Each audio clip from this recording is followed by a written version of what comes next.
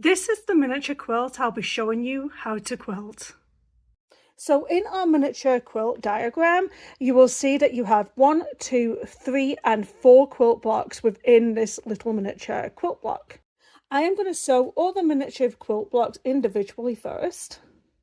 One block is going to be sewn in exactly the same fashion, so I'm just going to take a white, my purple piece, and a white. Then the purple piece on either side, and a white in the middle, and then a white on either side, and then a purple in the middle. So that is what is going to make up my miniature quilt block. So I'm going to move those over to one side a second, because the way we're going to quilt this is as follows. Whenever you make any sort of quilt block, you're going to go and do the rows first. So we have 3 rows, and we have a right side of the fabric. So basically, we're going to concentrate on this section first, and we're going to put these 2 right sides together. Now, they call it right sides together because it's the right side of the fabric together.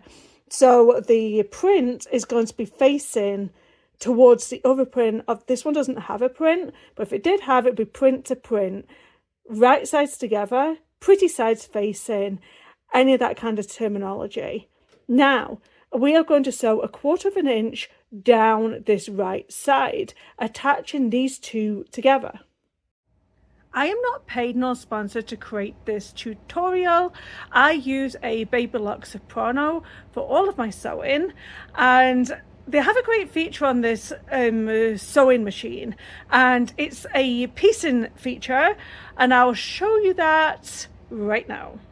Whenever I do any piecing on my machine, I will always use stitch number 30 and my 1/4 inch foot with guide, and it will give me that perfect 1/4 inch. If you don't have the 1/4 inch foot with guide, you can use stitch number 29 or 31, but be sure that that stitch is actually taking 1/4 inch stitch, and you can just do that using a piece of scrap fabric. Button that fabric to the edge and just making sure that you are getting a 1/4 inch stitch. So I am going to select that stitch. I'm just going to go with 30, and here you go. Everything's all preset for me and I don't have to do anything. I am going to put on my pivot key, so every time I stop and start, that presser foot will automatically move up and down without me having to do anything. I will use a regular Gutermann polyester thread, a 9014 Microtex sewing needle is in my sewing machine, and I've also put that 1/4 inch foot with guide on my machine to get that 1/4 inch that I'm looking for. And I also use bobbin thread in my bobbin. Like I said, I have my 1/4 inch foot with guide on my machine, and then I'm going to place this down, and I'm also going to make my stitches a little bit shorter. So I'm going to make my stitches 1.8 millimeters, and I'm going to sew that down, because once you do your mini quilts, you want to do it with a kind of shortish stitch to it, but not too short. 1.8 is just about how I like it. Now what happens now, we have 2 pieces that are stitched together, so you can open that up. I'm not going to press this just yet. I'm just going to gently finger press this, and I'm going to get the other side ready to go. So this is a white piece, but if you're using a pattern on this, so it's going to be right sides to right sides together once again, and we're going to put that next to that piece, and we're going to sew along this right hand side section at 1/4 inch. Now that is one row complete, and as you see, we're starting to get a little bit messy with some of these threads, so I highly recommend that we start to cut these away and just keep things nice and tidy. Now congratulations, that is your first row done, and let's do the same with this next row. I'm just going to move this out of the way, move that top one out of the way, so we're just looking at these sections. So basically you're going to take your centerpiece, you're going to put it right sides together, and then once you've got everything lined up, you're going to take it to the sewing machine and you're going to stitch that 1/4 inch. Open that unit up, place your next little piece down, right sides facing, and sew that 1/4 inch on that right hand side. And here we go. Once again, it looks a little bit messy. We're going to take away all these threads and make it look really nice and tidy. So here we go. We nearly have this block complete. So we have two, just have this final row to go. So once again, you're going to do this right sides together and sew 1/4 inch. And once again, tidy up them threads. So this is your little miniature block, almost complete. I recommend taking this over to the iron. Now, when you do that, you don't want to stretch by ironing your blocks. You just want to press these into place. So don't try to warp this fabric in any way, because that will affect your seam allowances. I chose to press all my seams out so they are open on both sides. Some people press to the dark side, some people press to the center. Now I did this because this is more of a miniature block and I don't want any excess bulkage from any of them seams. So I just press them to the center. So this is how my block is looking, and right now we want to build the block. So I'm going to move this one out of the way and we are going to put these right sides together like so. Now you are going to nest them seams together. So that means that you want to get that both these center seams in line with each other. And that's why it's a little bit better for these miniature quilts to have that seam ironed and pressed in this central position rather than just ironing to the dark side. So I will go ahead and stitch this together. You can also see that pivot key in action on my Baby Lock Soprano. So every time I lift up my foot on the foot controller, this will automatically go up. So I'm not having to go up and down at the back of the machine, leaving myself like to be able to keep these sections together. It's a great feature. And then as you go in, just keep on removing these threads and just keeping everything nice and tidy. The next piece that I am going to be sewing is at the top. Just make sure that you double check that this is correct. So we're going to put it right sides together and we are going to nest them seams once again. And if you have to, you can get a clip and you can clip that into place, or you can pin. It's up to you. I'm just going to take it to the sewing machine like this and sew it 1/4 inch. And then you can open it up and that is nicely sewn into place. Take this over to the sewing machine and press. Now we're going to do the same block 3 times. I don't think you need me to show you again how to do this. So do the next 3 blocks. As you can see, we now have our 4 miniature quilt blocks. So now we want to sew them together. And you're going to sew them once again in a row. So you're going to take these 2 and you are going to sew these right sides together. The one thing we need to make sure of is that we're nesting them seams once again. So just make sure them seams are in the center. Take your sewing machine and sew into place. Then you can open it up. And then I am just going to sew the next 2 together. So these are going to be right sides together and making sure that we nest those seams into place. Then once again, we're going to open this up. We're going to take this over to our iron and we're going to press this down. I see that you're enjoying this video. Have you thought about subscribing to Faodail Creation, a channel where I share my love for sewing and quilting with you? My name is Cassie and this is Faodail Creation YouTube channel. Faodail is a Scottish Gaelic term meaning a lucky find. I always think how lucky it is just to find what you're looking for at just the right time, and that's also how I feel about sewing and quilting. It's my passion, my hobby, and my therapy. On this channel, you'll find tutorials, tips, and tricks on how to create beautiful quilting using various techniques, such as fabric painting, embroidery, applique, and more. You'll also get a glimpse into my creative process, my inspiration, and my personal projects. Whether you're a beginner or an expert, you'll find something to enjoy and learn on this channel. So if you love sewing and quilting as much as I do, please subscribe to my channel and join me on this journey. I'd love to hear from you, so feel free to leave a comment, a question, or a suggestion on any of my videos. Happy sewing, let's get back to the video. All my seams have been pressed in the centre, and we can now do these right sides together. So now you might want to consider clipping, because you want everything to be central. Now this block is getting a little bit longer, we just want to make sure that everything is accurate.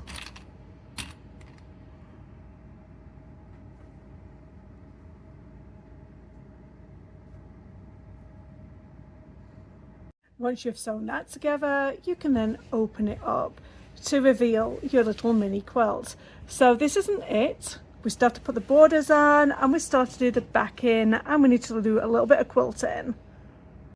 You're going to take the C section, which is going to be the left and right of your border, and basically you're going to get it right sides. So that would be the right side where the design is, and you're going to start at the top and you go sew all the way down. You'll notice it's a little bit longer, but we're going to cut that off later. Once again, you will sew that into place 1/4 inch. And once again, once you've done one side, you'll go ahead and sew the other side into place. Before you open up and press, just cut off the excess here. Take over to the iron and press this into place. These are sections D, and these are the top and the bottom of our borders. So we're going to sew these into place exactly like we did the side ones. Then once again, you're just going to cut away these little overages here. I went ahead and I pressed my border into place. Now let's start building our mini quilt sandwich. I now have my batting and my backing. So your backing needs to be face down on table. So you're looking at the wrong side of the fabric. The right side is facing the table. Then you're going to place your batting section on top of that. Then you're going to put your little quilting piece on top of that. If you want to, you can get a little pin and pin this into place. I'm going to use some purple thread, and I'm just going to do some lines down my little quilt. Now, because I have to create a casing to hang my mini quilt up, I am not going to stitch all the way up to these last blocks here. So I am just going to lower my foot, and I'm going to start stitching.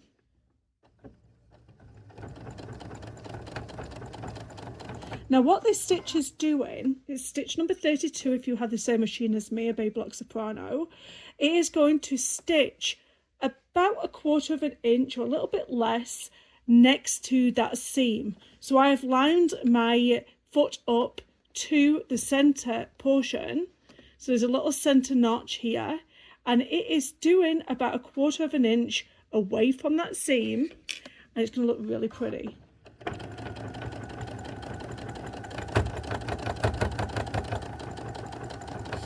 Now you'll be able to take this over to your cutting table and cut off the excess. Now, in order to sew that last row up, what you're going to have to do is fold this over so it won't be stitched on the back. And you're going to pin that all the way back so you're not going to catch it. And then you're going to pick up where we left off on the ends and take them all the way to the end. Just make sure that you've gripped it to the back so you're not sewing the back. I have a mini quilt hanger and I am going to make a casing so I can hang it up. So basically I'm going to fold these ends in on both sides and press. I am going to sew both of these sides down because if I don't, they end up getting caught in my mini quilt holder. So now what I'm going to do is fold this in half and finger press, and then fold this part over, and then fold this part over, and I'm going to go and press that. And I'm going to do the same with the other side. Put them both together and make sure that they're measuring at more or less the same size. Now we want to take all of this section back because we don't want to get any of this caught up in it, and pin. Now we're just working on the backing, so we don't want to do it too far up because we still have our binding to put on. I took a friction pen and very lightly drew a line going all the way across. So now it is 1.5 inches from the top here, so 1.5 inches down is a line, and I am going to place my casing onto that line. Now I'm going to sew my casing at the top and the bottom, leaving the sides open. This is so when I hang it onto my miniature quilt hanger, then it can thread through nicely. Now you can unpin and you can fold that to the back. My G section is my binding piece. So I'm basically going to take my binding strip and I am going to fold it over. So it's folded over on the right side of the fabric, and I'm going to press it all the way down. You're going to leave about 7 inches of fabric unstitched, and we're going to start stitching right near this border here, and we're going to sew all the way to the end, and I'll let you know how to fold this over. This is the section we didn't sew, and then this is the section we are sewing. So you're going to flip that all the way up so it looks like this, and then you're going to place it down, and then you're going to sew this into place all the way down the fabric. Once again, I sewed all the way down. You lift it up so it looks like this, and you flip it down on itself and bring all that fabric back and then sew into place. I have done so many quilting binding tutorials, so search on my channel quilt binding and so many will pop up. Go ahead and sew all the other corners and stop just after you get to the other side. You're just going to stitch a little bit because we don't want to sew all of this together yet. So these are my two sections. I have not sewn too much into place because we still need to join these together and we still need a little bit of wiggle room. So you're going to fold this over and you're going to find the center of your miniature quilt. Once I found my center, then I am going to cut away this right hand side. If there's one thing that I recommend that new quilters purchase, it is definitely one of these. This is a binding tool. So basically I am going to line this tool up, and I did mine at 2 1/4. So I am going to, so I basically line my ruler up here to the end of this fabric. I flip the other fabric over and then I turn it over, and then where it's at that 2 1/4 mark there, I am going to trim that off. So this is where it gets a little bit confusing. So the one that's coming from the right needs to go up and down, and the one coming from the left needs to go left and right, like so. And we're just going to get some clips and clip that together. It's going to want to move and twist on you, so I highly recommend just folding your quilt in half and clipping it for the time being. And it actually does help with that binding section. What we are trying to achieve here is a line that goes across. So we've got this corner here underneath, and we've got this corner here on top, and we want a straight line going across there. So this binding tool is going to help you again. Watch that you don't move anything. Place your binding tool on to your fabric section, and then where it's got the corners and the corners here, we are going to mark a line all the way across. And then I'm going to move this out the way, and we're going to grip this before anything starts moving anymore. I've noticed it's moved a little bit. And then we're going to sew this into place. Once that is sewn into place, you can remove the clips, cut about 1/4 inch off of that bulk, and then when you lay that again flat, it's going to be the perfect length for that quilting project. So I highly recommend that you get one of them. It takes all the guesswork out. So now what we're going to do is sew this into place. Now you're going to get your clips again, because we're going to fold this to the back side of the quilt. You will have to do the hand stitching on the back.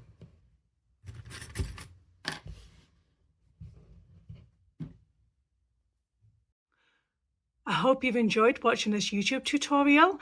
Don't forget to subscribe so you don't miss my next video. Like and comment down below. Bye bye.